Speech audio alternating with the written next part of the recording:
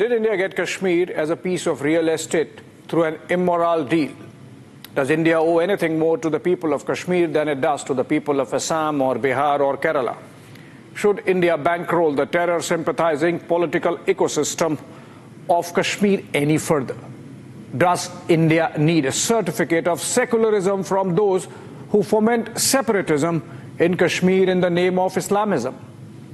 These are some of the questions that came up from a podcast by Srinagar's Lok Sabha MP of the National Conference, Syed Agha Ruhullah. The first-time MP is a young veteran, having been the youngest cabinet minister in the Jammu and Kashmir government in the year 2009. He has been a three-term MLA from the Budgam Assembly constituency of Srinagar before coming to national politics through his membership of the parliament this general election. Ruhullah also comes with a strong political lineage of the family of the Aghas, who have also doubled up as religious and spiritual heads of the Shia sect in Kashmir, Ruhullah included. Of late, Ruhullah has been giving the impression that he is at loggerheads with the first family of the NC, the Abdullahs. Not only has he countered his leader, Omar, on social media, but has also participated in student protests outside Chief Minister's residence over the issue of quota-based reservation in jobs last month. Maybe he is upping the ante to keep his pocket borough of Budgam to himself, lest it go to his uncle Agha Sayyid Mahmood, since Omar vacated it, retaining his original seat of Gandarbal. There is yet another view according to which Ruhullah and Omar are jigri yars, chuddy buddies, who are playing good cop and bad cop to keep the centre and the people of Kashmir engaged. Whatever, I am not on NC or Agha family politics. The Srinagar MP has attempted a shrewd spin on Kashmir, and it needs to be responded to. Let me put across the key themes delineated by Ruhullah before we dissect and respond. What has Ruhullah said? The podcast begins with Ruhullah claiming that this is not the India his forefathers joined in 1947. Picking up episodes like the unfortunate one from Delhi last year, where a cop is seen kicking a Namazi on the road, Ruhullah carefully builds a picture of a Hindu India that has othered and second-rated its largest minority, the Muslims. Sambal is slipped in, as is bulldozer justice being practiced in Yogi Adityanath's Uttar Pradesh. His narration of the events of 1947 is almost Churchillian, that the India that came about in 1947 was part of a deal-making in which everyone negotiated, not just Muslims, but Hindus, Sikhs, Christians, and the princely states. That if Junagadh and Hyderabad came to India for their Hindu demography, Jammu and Kashmir naturally belonged to Pakistan, but for a socialist Sheikh Abdullah. That while it was being deliberated upon whether to go with Pakistan or India, the tribal invasion gave India the window which India capitalized by forcing an immoral instrument of accession. It was an unwanted deal between two civilizations. Real estate हड़प लिया. But हम इस जख्म को भी भूल जाते हैं, he says. Second, Ruhullah builds the narrative that India was secular due to Article 370, that Kashmir was a prop for India to showcase its secularism, like we milked Kashmir to buttress our secular credentials in the eyes of the rest of the world. As in, if India is secular, it is because Kashmiris decided to be with India and not vice versa. Really? But let's listen more. In defense of Article 370, he claims similar provisions were sought and given to Himachal, Lakshadweep, and the Northeast. That those exceptions are prevalent in many nations around the world, the most visible example of which is the United States of America, where all the 50 states have their own constitution and flag, apart from the federal constitution and the national flag. These are in the main. He then goes on to make some narrow political points, like tourism in Kashmir is an RSS-inspired project of cultural invasion to change Kashmir's Muslim character. Like Article 35A predated 1947 and was a secular legislation from the Dogra period brought in to preserve Jammu and Kashmir's geo-economic identity and interests. Like alcohol consumption is becoming a social nuisance and even pushes a diabolical suggestion that the increase in drug abuse among the youth of the valley somehow has the sanction of Indian state. Let us deal with these arguments one by one. Insurgencies in the northeast or left-wing extremism-infested states are a challenge to India's unity and territorial integrity and are being similarly dealt with. India is not the only country facing such a challenge to its nation-building project. From Spain to the United Kingdom, from Canada to Russia, and even China have active insurgencies that have seen national security responses spread over decades.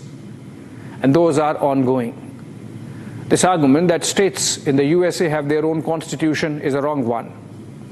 As per the 10th Amendment to the Bill of Rights, the powers not delegated to the United States by the Constitution nor prohibited by it to the states are reserved to the states respectively.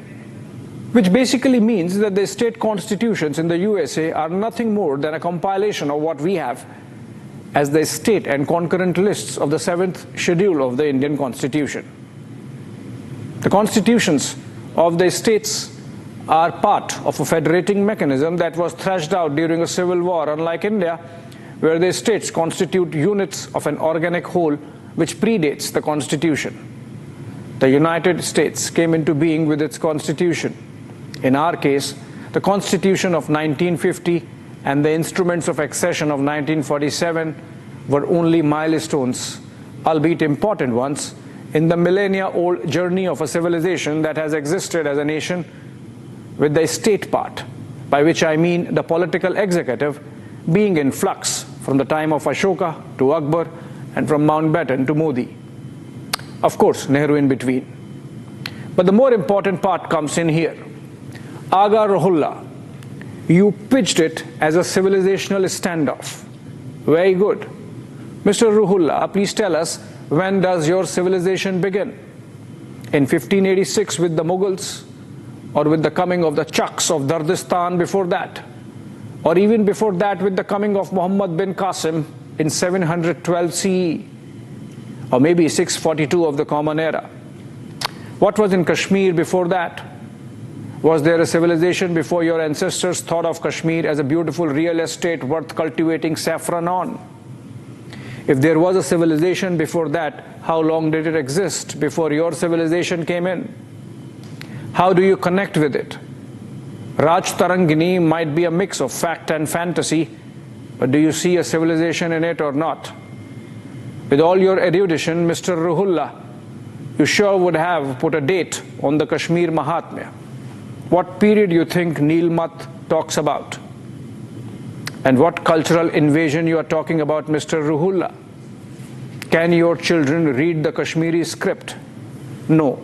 You speak a Kashmiri language embellished with Persian and Arabic, and your children read Kashmiri in Urdu and Persian. They cannot even identify the legacy, Sharda script. That hill looming large over the constituency you represent, Mr. Ruhullah, Shankaracharya Hill in Srinagar, is named after a saint who institutionalized the idea of Advait, non-dualism between self and God. Tawheed in your words. Do you have moral courage, Mr. Ruhullah, to look beyond what you think, highly mistakenly, was the arrival of Tawheed in Kashmir and India? Maybe if you do, you might find better answers to your questions yourself. I can give you the date from where your moral courage should begin. Friday of November 3 in the year 2000, the day your father was blown to smithereens. Nobody knows better than you who killed him, who made him Shaheed. You know who killed Sajjad Lone's father. You know who killed Mirwais Umar Farooq's father. You look shifty-eyed in that one passing mention of your father in the podcast. Obviously, because that was your moment of cowardice, of moral bankruptcy, the naked moral bankruptcy of your tryst with separatism. If there's a civilizational standoff in Kashmir, Mr. Ruhullah, it is between the one that believes in Ekam Sat, Vipra Bahuda Vadanti. Truth is one, wise men call it with various names, and the other, which believes there is only one truth and only one way to reach that truth. And those who do not believe in that one truth and one path can be blown up using IEDs, like it happened with your father, Mr. Ruhullah. Of course, this is not the India you joined in 1947. That India was perhaps steeped in the idealism of Gandhi. It was guided by the gullibility of Nehru, perhaps. Perhaps it was even foolish to believe that the United Nations could solve what was happening in Kashmir. The India of today is a realist India. It believes in its destiny. More importantly, it believes in its capacity to shape its destiny with its own hands. If that makes you uncomfortable, so be it. With you or without you, and in spite of you, the civilizational destiny would be realized. And what is happening in Kashmir will not happen in India of the future. What is happening in India would happen in the Kashmir of the future. It is already happening in some ways, Mr. Ruhullah. The job quotas that are agitating you are part of that new India in Kashmir. Look at the irony. In the same podcast, you say you seek to build a coalition of the oppressed with the Dalits in the rest of the country. But in Kashmir, you protest giving reservation to the same oppressed Dalits. Why? Because you see those same oppressed classes as an obstruction to the informal Parchi system of employment that prevailed before the abrogation of Article 370. By an estimate, almost half of the 500,000 employees of the government of Jammu and Kashmir got their jobs through this informal route. And you grudge the loss of that pelf and patronage. Stop this pathetic attempt at guilt-tripping India. Enough of this blackmailing elevated to an art form when it comes to othering of Muslims. Unfortunately, what begins as guilt-tripping ends with Jinnah's 14 points. This new India is not going to countenance that. There are no British to broker a deal, moral or immoral. The DNA of separatism is being surgically removed by the new India that you do not like. It might be a long-term project, but it would be taken to its logical conclusion. You said you felt stripped like Draupadi in the Mahabharata when Article 370 was being revoked by the Parliament. If you must quote from scriptures, I have a better analogy. What happened on August 5, 2019 was more like a Sudarshan Chakra beheading the Shishupal of separatism in Jammu and Kashmir. Come out of the fear that has paralyzed your thinking, Mr. Ruhullah. The followers of the sect of which you are a spiritual leader could not carry out Muharram processions for 3 decades and more in Badgam, your home and political turf. It is happening now. There were moments of truth also, by the way. Like when Mr. Ruhullah says that terrorism in Kashmir was not to save Article 370, but an extreme ideology for Pakistan. That there is a reason why militancy picked up when it did. Because Pakistan had tasted blood in Afghanistan in the mid-1980s and realized that it could be replicated in Kashmir. That the idealism of Nehru was matched by that of Sheikh Abdullah when he refashioned Muslim conference as national conference to take away the sectarian spin. He gets it right again when he says, more Muslims have died in Kashmir insurgency. It is an unfortunate truth. Give up the gun. Deaths stop immediately. Ruhullah does own up to the moral responsibility of the Kashmiri Pandit exodus. Dono haath jodkar I apologize. There is a need to sit together. We are incomplete without them, he says in that moment of truth. Mr. Ruhullah, in many ways, is the product of his times, a victim as much as the perpetrator. But be rest assured, a new generation is coming up in Kashmir, a generation which sees the futility of the Azadi slogan. Youth who know the shame of carrying a Pakistani passport. The youth of Kashmir does not want beggars written on their foreheads when they travel abroad. This generation in Kashmir realizes that a Sarkari Naukri is not the end of the world. That is the reason why Jammu and Kashmir has seen an ecosystem of 1,000 startups coming up in the last 5 years. 800,000 women are scripting their own destiny through self-help groups. This youth knows that singing national anthem is not imposition of RSS ideology. Ultimately, among the few right things he says, Ruhullah admits that this mulk, this nation, is our reality. We accept this reality. It is our responsibility to make this reality better. Join in, Mr. Ruhullah.